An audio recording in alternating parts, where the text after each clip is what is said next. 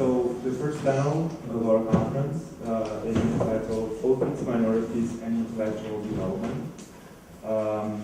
The first speaker in this panel is Professor Gallagher, who is from University of Bradford and who is also a member of the Scientific Council of the Institute of our Institute. The paper is Burying Hope and Licensing Discord, Necessary Goals for the National Salvation Front Path to Power. Thank you, Bogdan. My first visit to Romania occurred in May 1990, when the country was in the middle of a hastily arranged election campaign, and I could see through visits to different very dramatic spots, Piazza Universitate, where there was a large permanent 24/7 vigil against what was seen as a sort of neo-communist takeover in Timișoara and in different places in Transylvania. There was a great deal of hope and expectations for the future. But during my 3-week visit, I could, even though my knowledge of the realities in Romania was extremely meagre, I could sense that hope was fading away, and it was being replaced by an increasing sense of desperation and also very palpable anger and discord. I mean, someone, I think it was an American in the 19th century, who described elections as the systematic organization of hatreds. And I mean, that was the impression I was left with after observing a very ugly campaign for power in which the successor of the communist system, the National Salvation Front, obtained an incredible score, 80% for its candidate for provisional president, Ion Lea, 85%, and 2/3 of the vote for the FSNA in the elections for the Constituent Assembly. So I'm going to offer some reflections on what these hopes were based on and how they were very professionally undermined in 1990 and 1991. I mean, I think there was a determination among a minority of people, and it is usually a minority of people wherever you look in a country, facing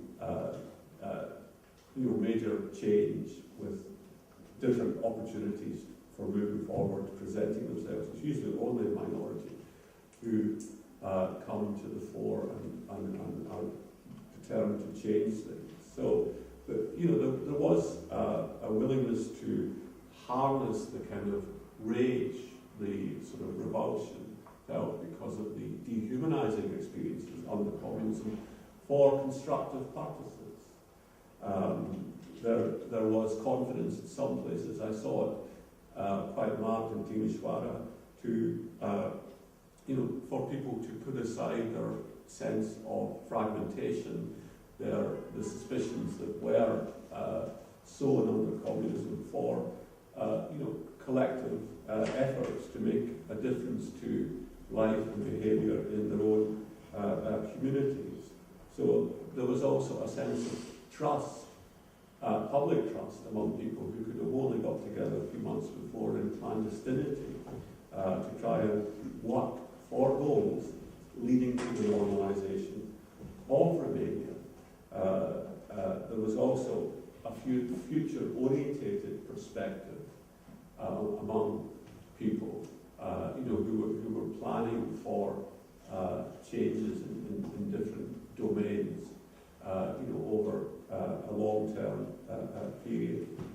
So, in a a relatively short period of time, unfortunately, I think these sort of positive collective sort of virtues were substituted in large part by a sense of suspicion, skepticism, fatalism,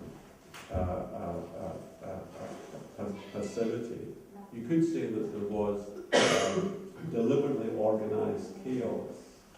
I think we have seen at different times in the last 2 years that chaos can be organised very professionally in Romania, so that people would look for leadership. They would look for answers from those who were already familiar faces and who had exercised responsibility and great power before.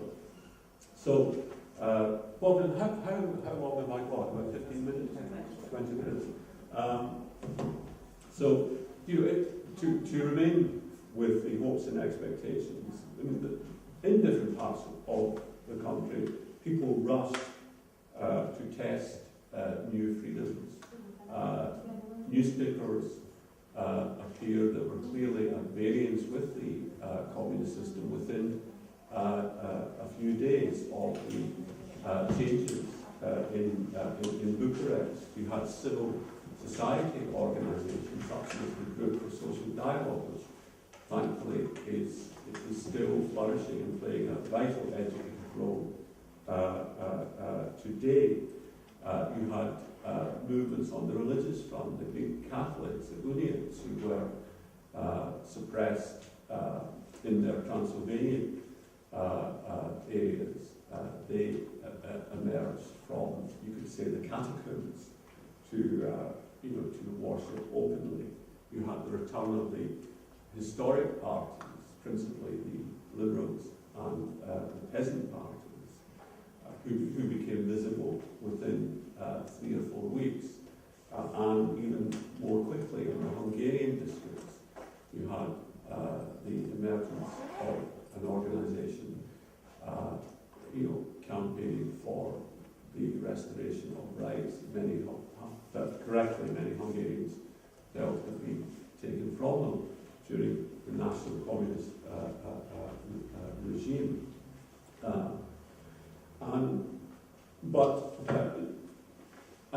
But you also had a counter-mobilisation, starting from the top and soon reflected in different branches of government, where the vacuum that had opened up with the rapid unravelling of the personal power of the Ceausescus was filled by junior members of the party and state system, opportunists, well-placed figures in local areas of administration, occupying posts. They were chosen by the early leaders of the National Salvation Front because they were seen as loyal people who would enable the successors of the communists to try and capture the initiative and direct the future of the country. There were different visions among those who wanted to minimise change. I mean, some hoped, to try and maintain as much continuity with the past as possible. Others realised that there would have to be some kind of engagement with the democratic process. It's clear that a provisional political platform and an administrative body that tried to bring in a broad range of people was the shrewdest response. It bought time. It enabled those who were hungry for change to wait around in the hope that events would move in their direction. A replacement power structure was hastily improvised. It was a hybrid, adaptable one with outwardly democratic features, but I think it is possible to see, with short hindsight, that it was designed in such a way as to really threaten any change, foil any change that threatened the hold on power of what you could describe as a recycled elite, one that was centered around Ion Iliescu, this providential figure who had emerged as a kind of saviour for the people in the system who feared that they might be staring into some kind of avalanche if power really did fall into the streets. And the paradox is that Iliescu and his team, during the years that they ruled the country, proved themselves to be really hopeless administrators. They were unable to accomplish modernisation of the country. But you could say, well, so what? I mean, modernisation was really never on their agenda. And instead, they were skillful masters of manoeuvre